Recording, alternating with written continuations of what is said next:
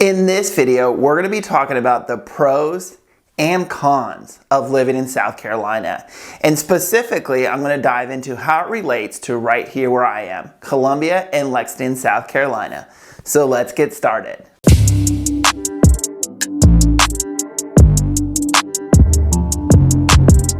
And for those of you that don't know who I am, my name is Brandon. Not only am I a transplant here to South Carolina, but I'm a local real estate agent as well, covering the Midlands of South Carolina, Lexington, Columbia, and Lake Murray. And I put videos out every single week teaching you about the area to see if it's right for you. So don't forget to click that subscribe button, but let's get started with the video. Alright, so as we dive into some of the pros and cons, each person is different for what they look for when moving to a state. So some of these may be impacts to you, others maybe not, and there may be things I miss in this. That's why it's important to always do your research when looking at moving to an area. And of course, like I said, it's relative to where you're coming from. For instance, when we talk about weather, if you're moving from Hawaii, it may feel cold here. However, if you're coming from some of the frigid temperatures up north, it may feel pretty warm here during the winter. So that's why I say it's all relative. However, everything I give you here, I'm going to have some stats to back it up so you can have a better understanding of what it is and how it compares. So let's get started. The weather. As I already mentioned, this is going to be relative to where you're moving from. However, we get a lot of people that move here from up north because they're tired of the frigid winter. So let me give you a little insight of weather. According to weatherspark.com, in the Lexington area specifically, the coolest season lasts from 3 months, from November 28 to February 26, with an average daily high temperature below 62 degrees. The coldest month of the year in Lexington is January, with an average low of 36 and a high of 55. And with that said, we don't really see snow that often here in the Midlands of South Carolina. I know from my experience, I moved here in 2015 and I've yet to see snow stick. And literally within a couple days of me filming that, it snowed, and yes, it did stick. Now, if this was the weekday, schools would be closed, business is closed. Now, but this afternoon, it'll probably all be gone, but it does from time to time snow in the Midlands of South Carolina. And I can tell you the week before Christmas, we had a day it was 75 degrees out. So, as I said, all relative to where you're coming from, but for a lot of people that can be considered a very mild winter. Now, what does it look like in the summer? The hot season, it says, lasts for 3.8 months from May 23rd to September 15th, with an average daily high temperature above 84 degrees. The hottest month of the year in Lexington is July, with an average high of 91 and a low of 72. So with that said, weather may be something that's a pro for you. Now, obviously natural disasters. Yes, we are subject here to hurricanes as well as potentially tornadoes. Now, if you watch my video of why we didn't move to Charleston, I dive into the statistics of the chances of us getting a hurricane here versus Charleston. So if that's something that's concerned to you, check out that video. Property taxes. So another big reason why a lot of people move here is because of the low property taxes.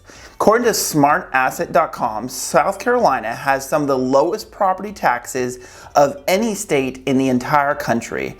The average effective property tax rate in South Carolina is just at 0.55%, well below the national average of 1.07%. And right here in Lexington, we are at that 0.56%. So property taxes is one of the pros that people are moving to South Carolina for.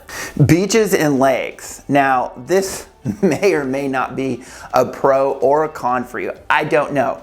But obviously within our state, we have tons of lake and we have tons of popular beaches. So that is another reason that we see a lot of people move to this state, to have those access to lakes. Specifically right here in Lexington, we have Lake Murray, and obviously beaches like Charleston, Hilton Head, and Myrtle Beach. For me, this was definitely a pro. Cost of living. So this is definitely something that was a pro for my wife and I when we were trying to decide where to live. So according to bestplaces.net, the rankings, the way they do it is basically number of 100 would be the national average. Anything below that would be below the national average. So Overall cost of living right here in South Carolina is at 88.5, so definitely below the national average. Groceries, 95.8, so a little bit below the national average. Health is actually a little above, 102.3. Housing is the big thing, 73.6, so well below the national average. Medium home cost, this kind of rolls into that, $223,400, where the national average is $291,700. Utilities is actually up a little bit, 103.9. Transportation down 86.8.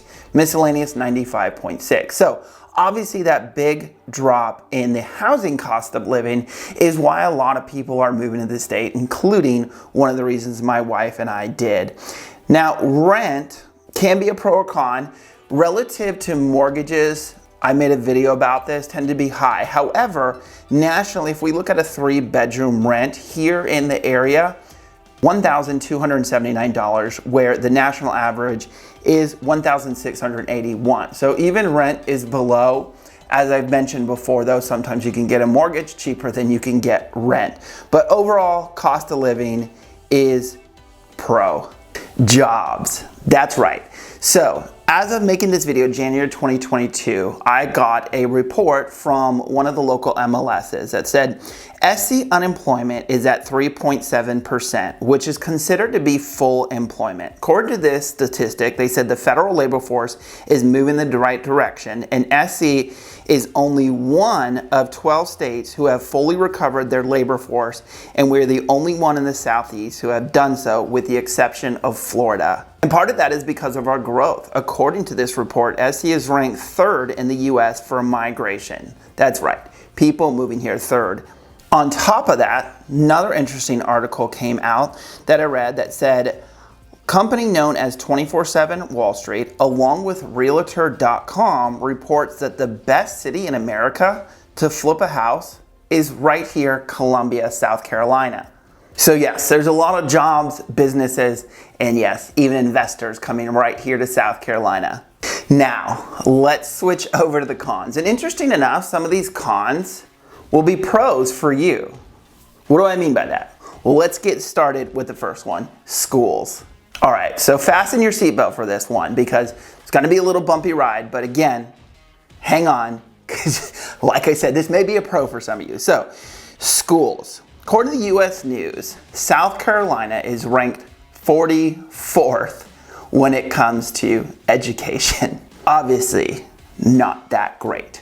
Con. However, like I said, hold on for just a minute, because some of you may be like, well, Brandon, that was one of the reasons I was moving there. And that's why I want to bring this up. According to niche.com, right here where I am, Lexington Richland School District 5, which is currently ranked number 2 on their site in the state, is ranked one of the top 5% districts in the entire nation. As well, Lexington School District 1 is ranked in the top 10% in the entire nation. So that's why I said hold on, because some of these may be cons overall, but pros. So that's why it's important when you're looking. Don't look at overall statistics. Look at specifically where you're moving. Now, with that said, there's something important to know. Obviously, zoning, redistricting, things like that happen, right? You often see where as areas grow, they redraw the lines and things like that. So keep that in mind, but at the same time, always pay attention to the specific area you're moving versus overall statistics, because as you can see, from 44th all the way to top 5%, that's the range that we are seeing here. So do your research. Traffic and car accidents. Now again, this is all going to be relative to where you're coming from. For me, I moved here from California. Compared to Los Angeles, traffic here is laughable. However, according to smartasset.com, we are tied for the 7th worst drivers around. Now, why is it? Obviously those stats, how they pull them, bunch of different things, and you can point fingers at, big tourism, college towns, things like that. Dark, windy 2-lane roads with trees. There's a lot of things that factor into that, but obviously from the way it looks is a con. Crime. So yes, this is another con. So interesting enough, according to smartasset.com again, we are ranked 46th in the nation when it comes to crime. Now, again, hold on for this one too, because I want to pull up the local stats. All right, so the Lexington County crime rates, right here where I am.